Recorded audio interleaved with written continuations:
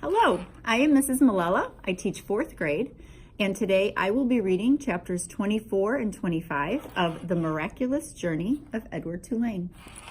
Chapter 24. And so Edward Tulane was mended, put together again, cleaned and polished, dressed in an elegant suit, and placed on a high shelf for display.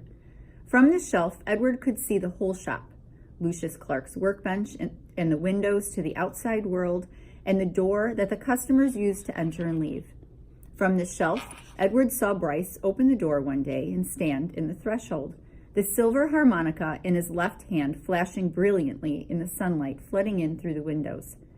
"Young sir," said Lucius, "I'm afraid that we made a deal." "Can't I see him?" asked Bryce. He wiped his hands across his nose, and the gesture filled Edward with a terrible feeling of love and loss. "I just want to look at him." Lucius Clark sighed. "You may look," he said. "You may look, and then you must go and not come back. I cannot have you in my shop every day mooning over what you have lost." "Yes, sir," said Bryce.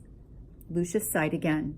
He got up from his workbench and went to Edward's shelf and picked him up and held him so that Bryce could see him. "Hey, Jangles," said Bryce, "you look good. The last time I seen you, you looked terrible. Your head was busted in and—" "He put it together again," said Lucius, "as I promised you he would be." Bryce nodded. He wiped his hand across his nose. "Can I hold him?" he asked. "No," said Lucius. Bryce nodded again. "Tell him goodbye," said Lucius Clark. "He is repaired. He has been saved. Now you must tell him goodbye." "Goodbye," said Bryce. "Don't go," thought Edward. "I won't be able to bear it if you go." "And now you must leave," said Lucius Clark. "Yes, sir," said Bryce. But he stood without moving, looking at Edward. "Go," said Lucius Clark. "Go." "Please," thought Edward, "don't." Bryce turned. He walked through the door of the doll mender's shop. The door closed, the bell tinkled, and Edward was alone. Chapter 25. Technically, of course, he was not alone. Lucius Clark's shop was filled with dolls, lady dolls and baby dolls, dolls with eyes that opened and closed and dolls with painted-on eyes, dolls dressed as queens and dolls wearing sailor suits. Edward had never cared for dolls. He found them annoying and self-centered, twittery and vain. His opinion was immediately reinforced by his first shelf mate, the china doll with green eyes and red lips and dark brown hair. She was wearing a green satin dress that fell to her knees. "What are you?" she said in a high-pitched voice when Edward was placed on the shelf next to her. "I am a rabbit," said Edward. The doll let out a small squeak. "You're in the wrong place," she said. "This is a shop for dolls, not rabbits." Edward said nothing. "Shoo," said the doll. "I would love to shoo," said Edward, "but it is obvious that I cannot." After a long silence, the doll said, "I hope you don't think that anyone is going to buy you." Again, Edward said nothing. "The people who come in here want dolls, not rabbits. They want baby dolls or elegant dolls, such as myself. Dolls with pretty dresses, dolls with eyes that open and close."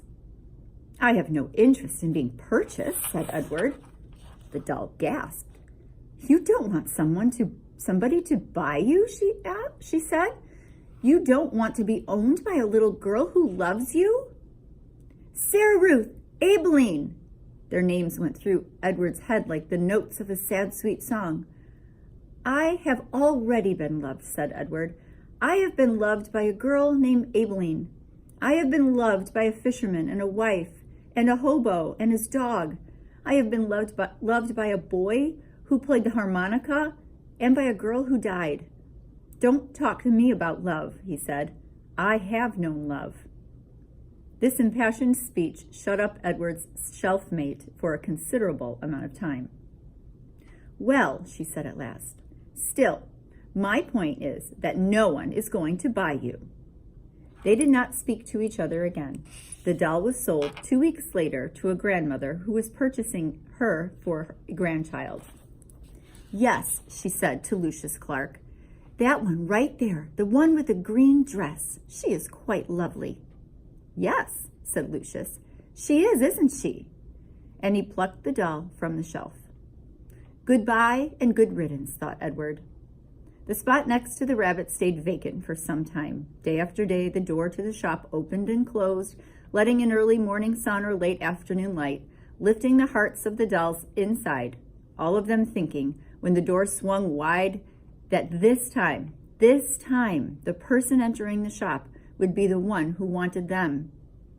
Edward was the lone contrarian. He prided himself on not hoping, on not allowing his heart to lift inside of him.